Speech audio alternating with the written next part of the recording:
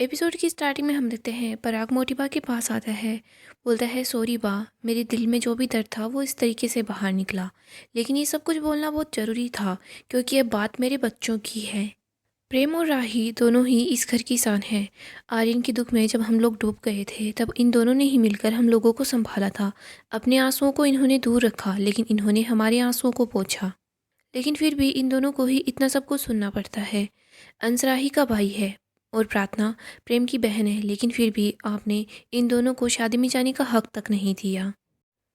क्या थी जी, और आपके लिए राही ने घर की सारी जिम्मेदारी अपने कंधों पर उठा ली, लेकिन फिर भी आप और क्या थी जी राही से खुश नहीं हुए हैं। प्रेम ने भी अपने सपने को मारकर बिजनेस को संभाल लिया है, लेकिन प्रेम की भी कदर किसी ने नहीं की। हम भले ही सपनों को भूल जाएं, लेकिन सपने टूटने का दर्द कभी नहीं भूलते बा। इसीलिए मैं अनुपमा जी के पास गया था। मैं अपनी बेटी की खुशी देखना चाहता था। मैं नहीं चाहता था कि इसके सपने टूटे। पराग राही को बोलता है, राही बेटा प्लीज़ मुझे माफ़ कर दे। बोलता है, मैंने गलत किया है लेकिन मेरी नीयत बिल्कुल भी गलत नहीं थी। हो सके तो बेटा मुझे माफ़ कर देना। पराग वहाँ से जा रहा होता है लेकिन राही पराग को रोकती है। राही बोलती है, पापा मैं ही आपको नहीं समझ पाई, आपने मेरे लिए क्या कुछ नहीं किया। आपकी बेटी ज़रूर जीतेगी, बस मुझे आपका आशीर्वाद चाहिए। पराग बोलता है, राही बेटा मैं और मेरा आशीर्वाद हमेशा तुम्हारे साथ हैं। राही पराग को गले लगा लेती है। प्रेम बोलता है, राही पराग को गले लगा लेती है। प्रेम बोलता है, राही कल फाइनल है। राही बोलती है, हाँ अब मुझे और जान लगानी है, अपने पापा के विश्वास को जिताना है। आगे हम अनुपमा को देखते हैं। सभी लोग अनुपमा के पास आते हैं। जसी बोलती है, वाह अनु तूने तो बड़ी अच्छी मूर्ति बनाई है। सरिता ताई बोलती है, अनु ताई ये आपने खुद बनाई है। अनुपमा बताती है, हाँ। सरिता ताई बोलती है, हमें नहीं पता था यहाँ अहमदाबाद में भी बप्पा को घर पर लाते हैं। अनुपमा बोलती है, त्योहार तो पूरे देश में मनाया जाता है ना। अनुपमा सबको बताती है कि मेरे अनुज पप्पा को बहुत मानते थे। वो बचपन से ही पप्पा की मूर्ति अपने हाथों से बनाते थे। उन्होंने ही मुझे ये मूर्ति बनाना सिखाया। मैं और अनुज दोनों साथ मिलकर बप्पा की प्रार्थना करते थे, इनकी स्थापना करते थे। इस बार अंश और प्रार्थना ये दोनों मिलकर बप्पा की स्थापना करेंगे और पूजा भी करेंगे। बोलती है, बप्पा की आंखें देखकर ऐसा लग रहा है कि ये बोलेंगे कि मैं बस अभी आ रहा हूँ। अनु बोलती है, हाँ ऐसा ही लग रहा है, ये बोलेंगे कि मैं अभी आ रहा हूँ और देखना सब कुछ ठीक हो जाएगा। सरिता बोलती है, कल गणपति बप्पा भी आ रहे हैं और फाइनल भी है, देखना अनु हम ही जीतेंगे, अब हम दौड़ेंगे। इधर अनीता बोलती है, सरिता ताई मैं तो चल भी नहीं पा रही, आप दौड़ने की बात कर रही हैं। सरिता बोलती है, अनु हम उन लोगों से रिक्वेस्ट तो कर ही सकते हैं ना कि वो हमें फाइनल में मौका दे दे। रीता बोलती है, हाँ वो माने या ना माने ये तो बात की बात है, लेकिन हम उन लोगों को रिक्वेस्ट कर सकते हैं, हम उन्हें बताएंगे कि हमने कितनी मेहनत की है। जैसे बोलती है, अगर वो नहीं माने ना तो सब कुछ खत्म हो जाएगा। भारती अपने पैरों को देखती है। इधर अनीता बोलती है, अगर वो ऐसे बोलेंगे ना कि हम पार्टिसिपेट नहीं कर सकते तो भले ही मुझे इस टूटे हुए पैर से डांस क्यों ना करना पड़े, लेकिन मैं नाचूंगी ज़रूर। सरिता बोलती है, नहीं अगर तुम डांस करोगी ना तो तुम्हारा पैर और ज़्यादा दुखेगा, इससे अच्छा यही होगा कि मैं तुम्हारी जगह ले लूँ और मैं डांस कर लूँगी। अनु बोलती है, बप्पा आ रहे हैं और बप्पा सब कुछ ठीक कर देंगे। सभी जानते हैं जब हम अच्छे दिल से किसी भी चीज़ की शुरुआत करते हैं ना तो बप्पा हमारी मदद ज़रूर करते हैं। अनु बोलती है, और रही बात जीत की तो हम ऐसे ऐसे हालातों को पीछे छोड़कर यहाँ तक पहुँचे हैं तो हम तो पहले ही जीत चुके हैं। भारती बोलती है, हाँ अनुताई आप सही बोल रहे हो, अगर हम इस बार नहीं जीतेंगे तो अगली बार जीत जाएंगे। जैसी बोलती है, इस बार ही जीत जाते अगर राही की टीम बीच में नहीं आती तो। अनु बोलती है, बप्पा सब देखते हैं और बप्पा किसी के साथ भी गलत नहीं होने देंगे। तभी वहाँ देविका आती है और बोलती है, इसीलिए तो बप्पा ने मुझे यहाँ भेज दिया। अनु देविका की आवाज़ सुनकर बहुत खुश होती है। अनु दौड़कर देविका के पास जाती है, दोनों एक दूसरे को गले लगा लेती है और बहुत ज़्यादा खुश हो जाती है। अनु बोलती है, तू यहाँ पर? देविका बोलती है, हाँ मैं यहाँ पर आ गई, तू मुंबई आई थी, मुझसे मिलने तो आई नहीं, इसलिए मुझे यहाँ आना पड़ा। अनु बोलती है, देविका तू तभी मेरे पास आ जाती है जब मुझे तेरी ज़रूरत होती है। देविका बोलती है, अनु मुझे भी तेरी बहुत ज़रूरत है यार। अनु बोलती है, बताना क्या हुआ। देविका बोलती है, तू डांस रानी से मुझे मिलाएगी नहीं। देविका बोलती है, मैं वैसे इन सब लोगों को जानती हूँ। इधर हम देखते हैं अनु सबको बताती है कि ये देविका है, मेरी स्कूल से बेस्ट फ्रेंड है, ये मेरे लिए मेरी सब कुछ है। जब जब भी मेरे सामने मुश्किल आई है ना तो हर बार देविका ने मुझे आकर संभाला है। अनु को याद आता है कि कैसे हमेशा देविका उसके साथ थी। देविका बोलती है, हम भले ही एक दूसरे की सगी बहन ना हो, लेकिन हम दोनों एक दूसरे से बहुत प्यार करते हैं। अनु और देविका फिर से एक दूसरे को गले लगा लेती है और दोनों ही बहुत खुश होती है। आगे हम पराग को देखते हैं। प्रेम पराग के पास आता है। प्रेम लाइट ऑन करता है तो प्रेम देखता है कि पराग की आंखों में आंसू है। प्रेम लाइट वापस ऑफ कर देता है। प्रेम बोलता है, पहले मुझे अंधेरे से डर लगता था, लेकिन आज पहली बार रोशनी से डर लगा है जब मैंने आपकी आंखों में आंसू देखे। पापा, मैं आपकी आंखों में आंसू नहीं देख सकता। पराग बोलता है, बच्चे कभी भी अपने माँ बाप की आंखों में आंसू नहीं देख सकते। लेकिन प्रेम, तुमने मुझे रोने की वजह क्यों दी? पराग बोलता है, प्रेम, तूने एक बार भी पलट कर नहीं देखा कि तेरा बाप कितना अकेला था। प्रेम बोलता है, पापा सॉरी, मैं बच्चा था, ना समझ था। पापा, मुझे लगता था कि आप किसी से प्यार नहीं करते, मुझसे तो बिल्कुल भी नहीं। आपको तो बस अपने नाम अपने काम से प्यार है। पराग बोलता है, बेटा, ये नाम और काम कभी भी औलाद से बड़े नहीं होते। पराग बोलता है, बाप है ना, वो नीम का दरख्त होता है, भले ही कितना ही कड़वा क्यों ना हो, लेकिन औलाद को हमेशा छाया देता है। और रही बात प्यार की, तो मैंने ही तेरा नाम प्रेम रखा है, क्योंकि मैं ही तुझे दुनिया में सबसे ज़्यादा प्यार करता हूँ।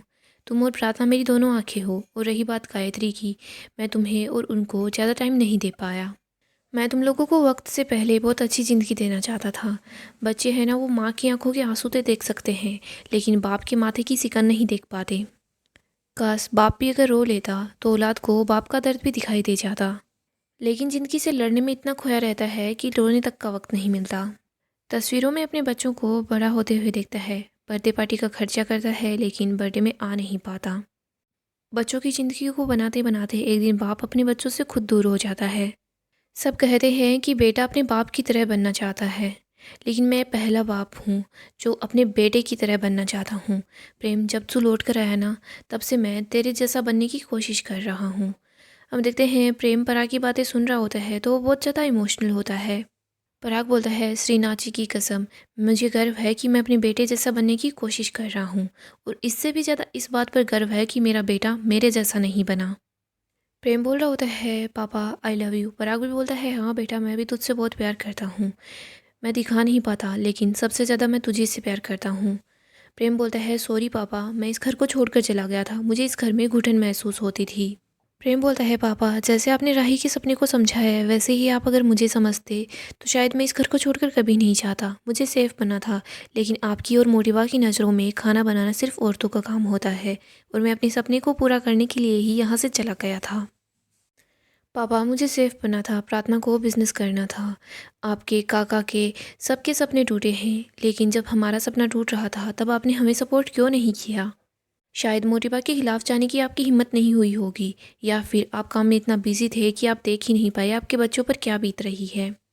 पराग बोलता है, प्रेम, तुझे सेफ बना था ना, मैं कल को तुझे सपोर्ट नहीं कर पाया, लेकिन तुझे सेफ बना है तो तू सेफ बन। मैं तेरे साथ हूँ। मैं बीते हुए कल को नहीं बदल सकता, लेकिन आने वाले कल को बदल सकता हूँ। प्रेम बहुत खुश होता है, वो पराग को गले लगा लेता है। प्रेम बोलता है, मेरे पापा वर्ल्ड के बेस्ट पापा है। पराग बोलता है, बेस्ट हूँ नहीं, पर बनने की कोशिश करूँगा। प्रेम बोलता है, मैं भी बेस्ट बेटा बनने की कोशिश करूँगा। पराग वहाँ से चला जाता है। इधर प्रेम सोच रहा होता है, धीरे धीरे करके सब कुछ ठीक हो जाएगा। आगे हम पाखी और माही को देखते हैं। दोनों एक दूसरे से वीडियो कॉल पर बात करती है। पाखी बोलती है, अब मम्मी की टीम तो फाइनल में नहीं आ पाएगी, और दूसरी टीम ने इतना दम नहीं है कि वो हमें हरा सके। माही बोलती है, हाँ। पाखी बोलती है, तुमने राही से बात की क्या कि प्राइज़ मनी मुझे दे दे? माही बोलती है, मैं वो बात कर लूँगी, मुझे बस अनुमा की हार चाहिए। पाखी बोलती है, हाँ, मुझे भी बस मम्मी की हार देखनी है। आगे हम देखते हैं, बा देविका के पास आती है और बोलती है, तू यहाँ आ गई। देविका बा को गले लगाती है और बोलती है, पूरी दुनिया बूढ़े होते जा रही है, लेकिन आप वैसी की वैसी ही हो। देविका बोलती है, आप कहीं वेम्पायर तो नहीं हो? बा बोलती है, वो कौन होता है? देविका बोलती है, जो दूसरे लोगों का खून पीता है। सरिता राय बोलती है, हाँ, ये वही है। बा बोलती है, तू उम्र में भले ही बड़ी हो गई हो, लेकिन अकल से अभी भी बच्ची ही है। देविका बा बापूजी सभी लोगों का आशीर्वाद देती है। सब खुश होते हैं, हंस रहे होते हैं। पाकी को हंसने की आवाज़ सुनाई देती है। पाकी सोचती है कि बाहर सब लोग क्यों हंस रहे हैं। पाकी बोलती है, लगता है डांस रानी आज ही यहाँ से जा रही है।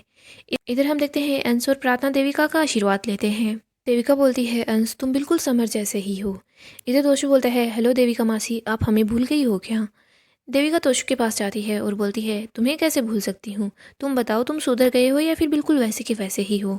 तभी वहाँ पर पाकी आती है। वो बोलती है, आप यहाँ पर अचानक से कैसे आ गई? तभी देविका पाकी के पास जाती है और बोलती है, क्या हुआ, मैं यहाँ नहीं आ सकती? पाकी तो बहुत घबरा जाती है। इधर अनुपमा बोलती है, गणपति बप्पा की मूर्ति के आते ही हमारे यहाँ पर खुशखबरी आ गई है। अब डांस रानीज की टीम में अनीता की जगह देविका डांस करेगी। सभी लोग बहुत ज़्यादा खुश हो जाते हैं, लेकिन पाकी के तो होश ही उड़ जाते हैं। गाइस अपकमिंग एपिसोड काफ़ी धमाकेदार होगा। अपडेट के लिए आप हमारे चैनल को सब्सक्राइब करें और वीडियो को भी लाइक कर दें। नेक्स्ट एपिसोड काफ़ी धमाकेदार होगा। देविका, अनु और सब लोग मिलकर साथ डांस करते हैं। इन लोगों का डांस देखकर पाकी तो बहुत घबरा जाती है। वो सोचती है कि देविका मासी तो बिल्कुल मम्मी जैसा डांस कर रही है। ये और मम्मी तो कॉलेज में भी बहुत डांस करते थे। अब हम लोग इनसे कैसे जीत पाएंगे। पाकी तो बहुत घबराती है। माही से बात करती है। माही को भी सब कुछ बता देती है कि यहाँ पर क्या हुआ। माही भी सारी बातें सुनकर बहुत दुखी हो जाती है। वो सोचती है कि हमने सोचा था अनीता के पैर में चोट लग गई है ना, तो वो लोग कंपटीशन से पीछे हट जाएंगे, लेकिन नहीं, इनकी टीम में तो दूसरा मेंबर आ गया। माही बोलती है वो जस्सी तो बहुत चालाक निकली। मैंने सोचा था कि मैं उसे गिरा दूंगी, लेकिन उसने ऐन वक्त पर मेरा हाथ छोड़ दिया, वरना उसके पैर में भी चोट आ जाती तो ये लोग 2 मेंबर कहाँ से लेकर आते। इधर हम देखते हैं सरिता ताई सोचती है कि अच्छा हुआ अनु की दोस्त यहाँ आ गई। अगर ये यहाँ नहीं आती तो मैं अपनी पूरी जी जान लगा देती, लेकिन मैं इन लोगों का साथ देती और पार्टिसिपेंट मैं बन जाती। इधर हम देखते हैं भारती खुश हो जाती है कि अनुताई जीत जाएगी तो मेरा इलाज हो जाएगा। सभी लोग बहुत खुश होते हैं और डांस करते हैं। दूसरी तरफ हम राही को देखते हैं। राही अपनी टीम को बोल रही होती है कि हमें भी डांस की प्रैक्टिस कर लेनी चाहिए। वो सब लोग मिलकर डांस की प्रैक्टिस करते हैं। यहाँ पर प्रेम भी बहुत खुश होता है कि पापा ने मुझे सेफ बनने की इजाज़त दे दी है। पापा मेरे सपनों को पूरा करवाने में मेरी हेल्प करेंगे। अब बस मुझे मम्मी से बात करनी है। मम्मी इतना अच्छा खाना बनाती है, मैं मम्मी से ही सब कुछ सीखूंगा। प्रेम अनु से बात करता है, लेकिन अनु प्रेम को बोलती है कि मुझे तो यहाँ से वापस जाना है, मैं यहाँ पर नहीं रुक पाऊँगी। प्रेम बोल रहा होता है प्लीज़ मम्मी हमारे लिए यहाँ रुक जाओ। सो दोस्तों, आपको क्या लगता है, क्या अनुपमा यहीं रुक जाएगी वो या यहाँ से चली जाएगी।